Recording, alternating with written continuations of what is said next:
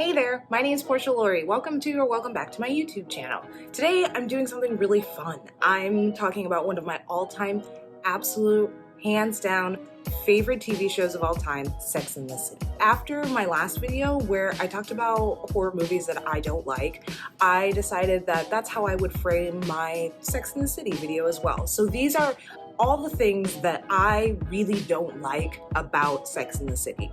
Even though there are things that I don't like about the show, I still value this as like basically my favorite show of all time. It's one of those shows that has gotten me through so many hard times in my life, whether that be in relationships or career or with friends, what have you. I've been able to find different Sex and the City episodes that really pertain to my life. And so even though I'm going to tell you about a ton of stuff that is not okay and things that I just didn't care for as an audience member, it doesn't take away from the fact that this show is still pretty great. But first, I want to tell you about a few people that I really enjoy. 2020 has been an incredibly rough year for all of us. So I want to shout out some people in my life who are doing their best side hustles right now. And I think with the holidays coming up, it's also a great time to purchase items for people, gifts for people from other human beings as opposed to big corporations. All of the people that I'm shouting out, their information will be linked in the description down below. First up, I want to shout out my coworker, Shannon. Shannon has an Etsy where she creates greeting cards. She can do them for pretty much any kind of situation, and she can do really unique little designs for whatever you're looking for. A friend of mine named Dominique, she has a company called Simply Natural, and one of the things that she's making right now are little baby onesies that have little like wrappers on them with quotes from their songs. I think her designs are so cute. I saw her make a ton of masks with cute little emblems on them. So if that's something you're looking for, if you've been on my channel for a minute, then you know that I used to be a roller skater and I worked at the roller rink that I skated at, and she was one of my coworkers. Taneko makes all kinds of art. I will link her Instagram below. You should go give her a follow. She's incredibly talented. She does body painting and it's absolutely incredible. She also sells t-shirts with this really cool design on them. And lastly, my friend Jill, who I actually met through my boyfriend, and we've been friends for the last 6 years. So Jill has an Etsy as well, and she does like animated portraits of people. So you can get a custom one. I know she does a lot of Disney and Star Wars themed stuff, and she's also doing ornaments for Christmas. So if you're interested in any of the things I just mentioned, all of their information and their Instagrams and all that good jazz will be in the description box down below. So without further ado, let's talk about the not so great things about Sex and the City. And don't worry, I'm going to break down each character and a few things I don't care about their storylines as well. But this first topic is kind of like the overall show. The fact that Donald Trump is in several episodes and spoken about as if he's like the coolest man ever. Ugh. I think the glaringly obvious thing that most people can watch the show and immediately take away from, there's a lack of characters with ethnicity. And also when they do show characters of different ethnicities, they lean so hard into stereotypes that it's uncomfortable. Whenever I think about the lack of diversity on the show, not within just the cast, but even like the guest stars and things like that, the first episode I think about is No Ifs, Ands, or Buts.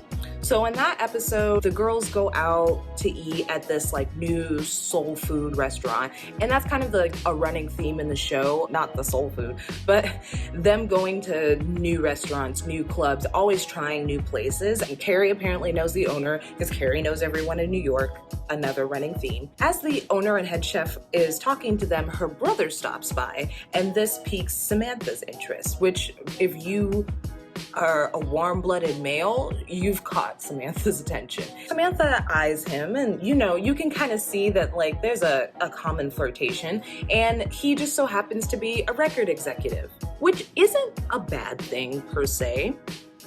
But it's the fact that they're Black and he's a record exec, it just like feeds into this idea that Black people are only successful if they can play ball, if they can rap, or in some kind of venue like that. And then the fact that his sister owns a restaurant where she makes soul food, it's just so on the nose that it's kind of silly. Fast forward through the episode, we see that Samantha and him end up hooking up, and he ends up bringing her to some kind of like record company release party, something like that, which to some degree does make sense because Samantha is in publicity. So I mean, this is totally something that is up her alley.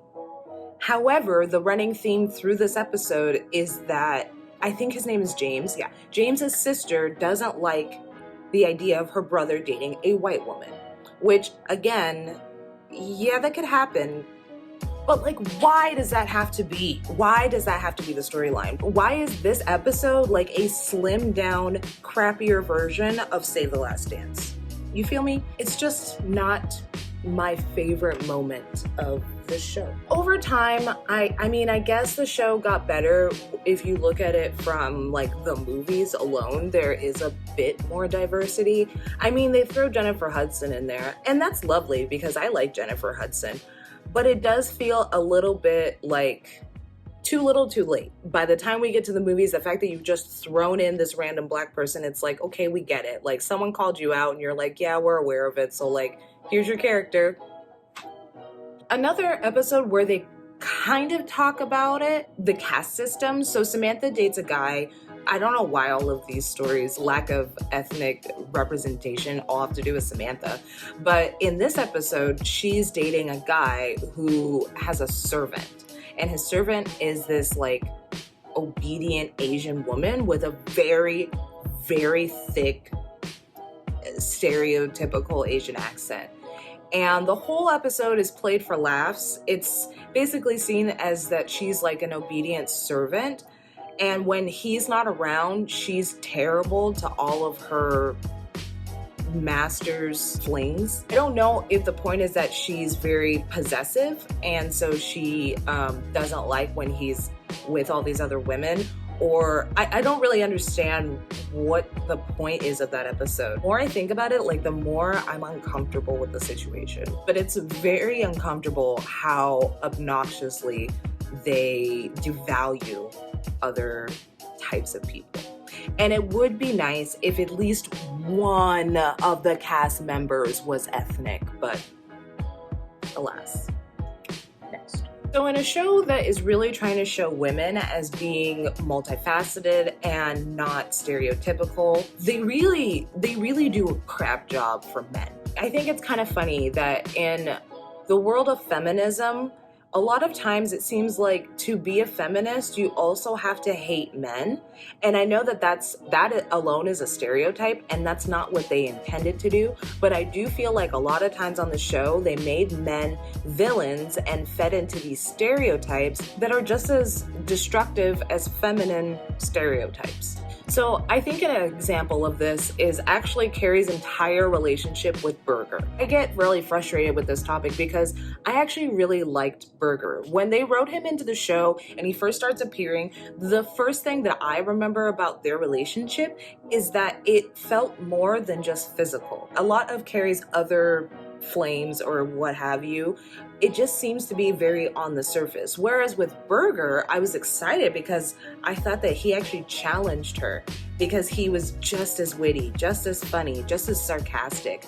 And it was fun to see them play off of each other. And from like an acting point of view, I think that some of her best work is those last few seasons and this arc with Burger. But the problem with this is that they play Burger out to basically be incredibly insecure and kind of emotionally unavailable. In the episode where they both end up at that same Hamptons wedding and they're dancing, and I think it's the last shot of the episode, Burger says, maybe we should try dating before we break up. So I know that that's supposed to be foreshadowing for the fact that like ultimately they're not going to work out, and like as an audience member you're supposed to kind of have that idea in the back of your mind. But I feel like the way that they end up breaking up and the way that Burger behaves throughout their short-lived relationship is really frustrating. They're both writers, and that's how they meet. His book has already come out, but it's not doing well. It's at like bargain places. He mentions it several times how it just didn't really work out. So after they start dating or whatever, Carrie ends up reading Berger's book, and she tells him how great it was. He actually wrote a book from the female's perspective, but written by a male. And so there are certain aspects of it that Carrie's like, okay, well, like, this is really well written, and I like the direction of the book. I like it as a whole, but there's certain aspects of it that are like, that's not how women are. Carrie is making fun of him essentially for writing that his main character, who's supposed to be this cool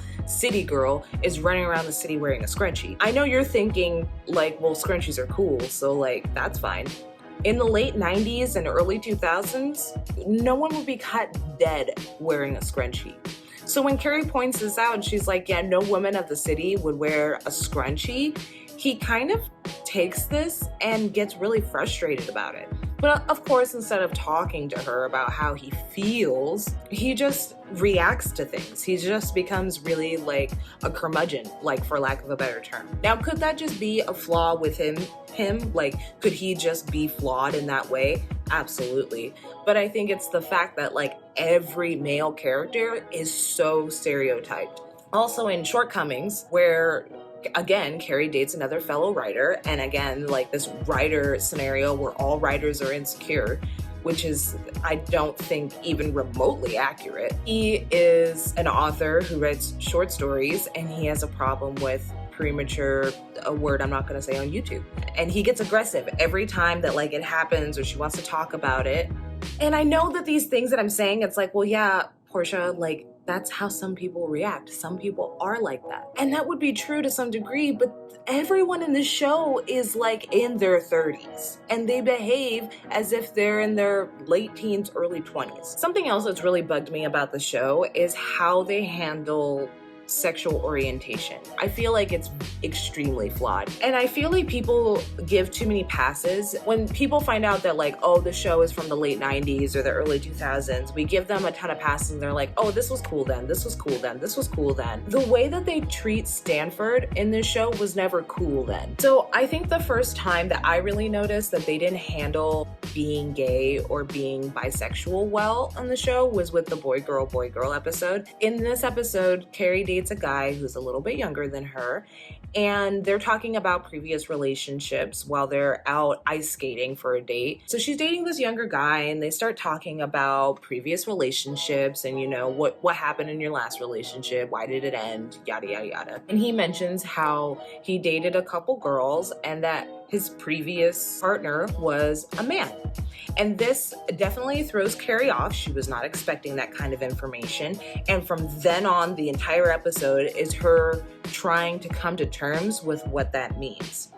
For me, it's ridiculous why she has to come to terms with this situation. As someone on the show who is constantly challenging gender norms, she seems to be pretty open-minded and independent. And so when she comes across this information, instead of feeling like really intrigued by it or wanting to know more about his sexuality, she just essentially becomes jealous of all humans ever because he could be attracted to them. And they don't play this out to be like a big lesson that Carrie needs to learn about being secure within herself. They play this out as if this is something that is unreal and she doesn't have to put up with it. Bisexuality is like not a real thing. I feel, at least that's how I walked away from it. At the end of the episode, she ends up going to this party where it's all of like this guy's friends, and they kind of all seem to be pretty like bisexual, pansexual, very open with their sexual orientation. And this just makes Carrie more and more increasingly uncomfortable, which doesn't, to me, make sense. This seems to be kind of backpedaling. And she even makes a joke early on in the episode that being bisexual is just a sleigh ride into gay town. And I hate that terminology. Like, I know this is the late 90s. I know we weren't like using the term even woke yet. And I'm not saying any of that cliche crap. I just think that the way that she handled it didn't coincide with the type of woman that she claimed to be. Sorry for that weird break. Editing this video is gonna be a fucking nightmare. Later on, we see that Samantha starts dating this woman named Maria, and I don't really know what to say about this. To me, Samantha's feelings and her relationship, while brief, with Maria seem to be, pretty honest. My point is that I think Samantha had genuine feelings for Maria, and I think it didn't work out because Samantha is the way Samantha is, and what Maria was looking for wasn't what Samantha was looking for. But I don't think that makes their relationship disingenuous. My problem, the real problem, is how everyone else reacted to it. But the way that they all talk about Samantha after she starts dating Maria is, again, that same thing of just like not buying into it and kind of rolling their eyes and not taking her seriously or listening to her different relationship problems. Whereas Samantha listens to all of theirs, even though she normally doesn't contribute anything because she doesn't really believe in relationships. It doesn't show the sexual orientation of being gay as multifaceted. It just pigeonholes them. Maybe show these girls being called out on their various hateful speech about them and their thoughts behind them, and maybe changing how they perceived different sexual orientations, different life paths. I wish that they had done a better job with that. Okay, so I've talked about a lot of like my deep-seated issues with the show, but now I'm gonna talk about my deep-seated issues with individual characters. So I'm gonna talk about the titular character first, Carrie. Carrie is the character that I identify with the most. But since I identify so much with Carrie, I also look at her with a more fine-tooth comb, and I look for her flaws more so because they're my flaws too sometimes. But here's a few things about Carrie that I just can't come to terms with. So the absurd amount of selfishness this tiny human possesses is just mind-blowing. If you really look at it, Carrie really uses all the people in her life. I know that she cares about the majority of them, at least her inner circle of friends, and Stanford included. But for the most part, the girl just uses people. We're constantly getting into these places and going to see these shows and like being in a like runway show because of people that she knows. And these people that she knows that aren't in her inner circle generally just talk shit about them, appeases them for what she needs, and then moves on. She doesn't really give anyone the time of day. And most of her relationship problems, while I think that they're not all Carrie's fault, but I do think she spends a lot of time victimizing herself. Even with like the apartment thing with her and Charlotte, how Charlotte's hanging on to this engagement ring from when she was married, and Carrie's in the middle of losing her apartment, and she's mad at Charlotte because Charlotte's not doing something about it. It's a rare occasion that I agree with Charlotte. I find Charlotte to be incredibly polarizing, but it's one of those few moments where I was like, nah, Charlotte's right. Like, you don't have to mix friendship with finances. I feel like that does complicate relationships. Let Charlotte deal with Charlotte in her time, and Carrie, deal with yourself. But once again, I'm not saying that she's the villain all the time. I'm just saying a lot. That's all. And I know people make the same mistakes over and over until you actually learn from them, but the amount of times Carrie repeats the same mistakes over and over again is just so stupid. And lastly with Carrie is the whole like Aiden big kerfuffle. She did Aiden so dirty. Like, she did Aiden so dirty. Both times. First, she's single and she starts dating Aiden, and then like her and Big have their affair. She confesses to Aiden and he can't handle it, breaks it off with her at Charlotte's wedding, which is an insane episode to watch. I love that dichotomy of like having them have this big breakup alongside Charlotte getting married. That happens, and then Carrie reconnects with Aiden and they start dating again. Aiden proposes to her after they've been dating for like, I don't know, a month. And she accepts. You as the audience know that she's not really ready to accept. And I think she herself knows that she's not ready to accept, but she does anyway. Them getting engaged and then that slow burn until they break up again is just heart-wrenching.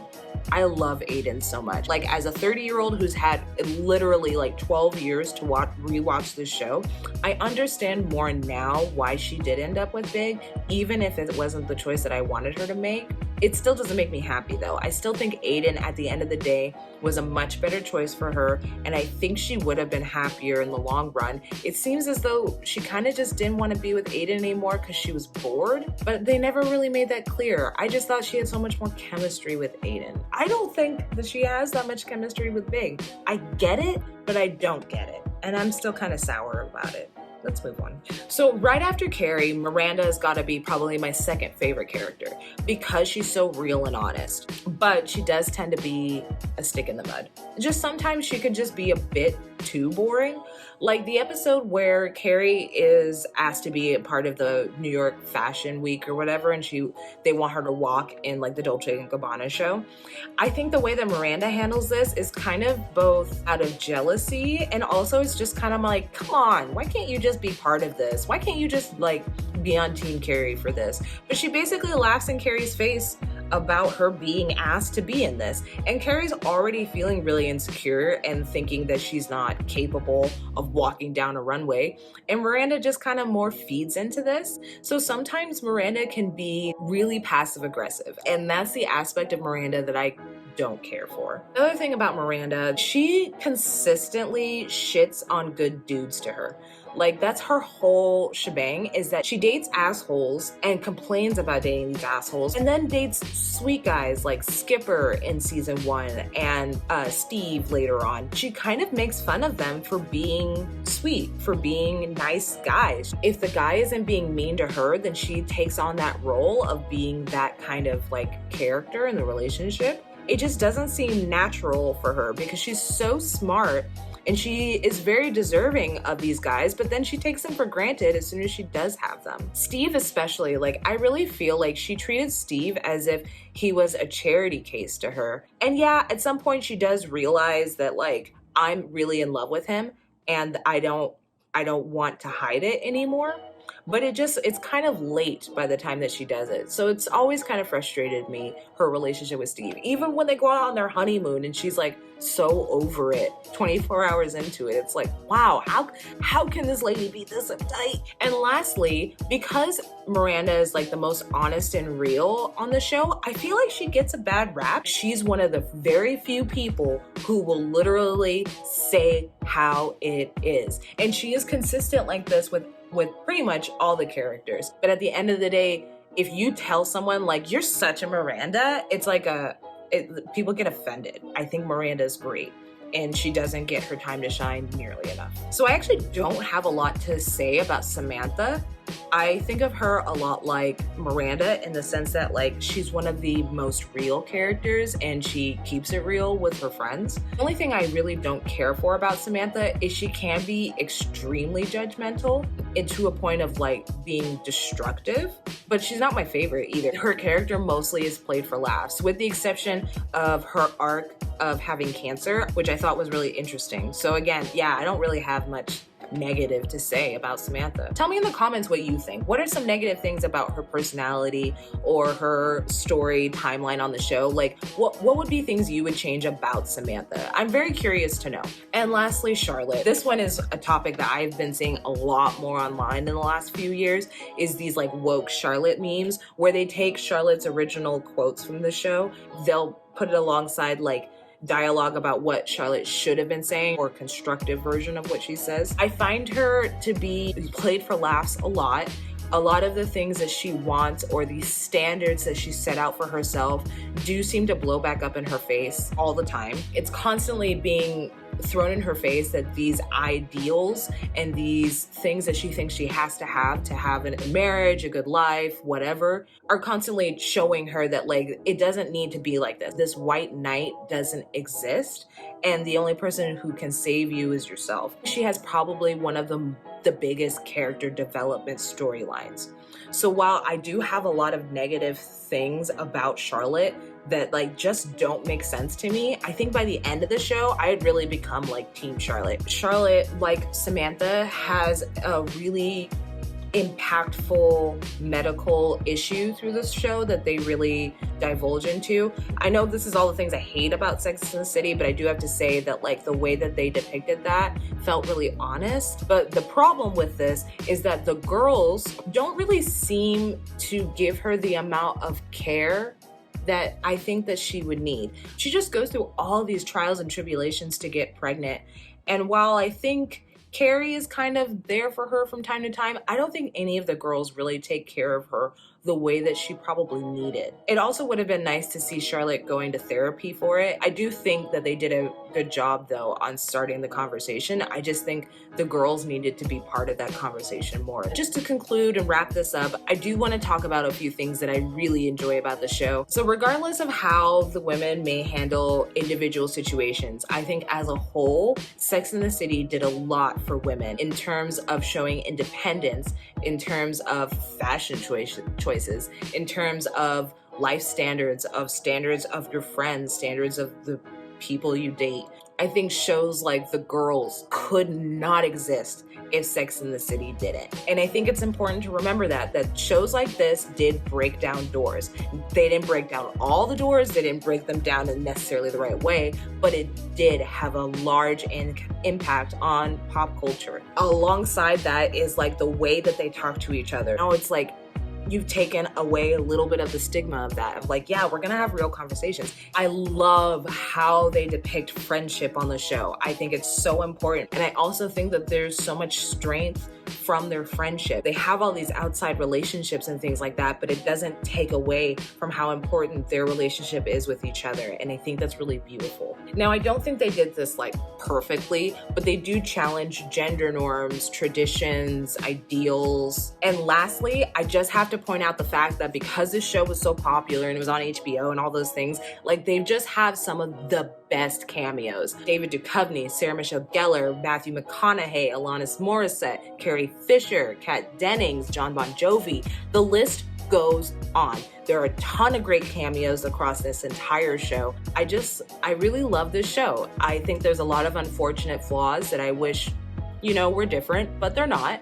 And I'm not gonna, I don't think the show needs to be canceled for that reason. I think that we can learn from those situations and be better. As far as the movies go, which I know I didn't touch on, I really don't care for the movies that much. I mean, I like the first one, but that second movie, oh man. I had this thing that happens where if I watch something and I don't enjoy it, I will completely remove that memory from my mind. I saw Sex and the City 2 in theaters because I was super pumped and excited. Don't remember that movie. The only thing I do remember is that they go to Dubai and there's a karaoke scene.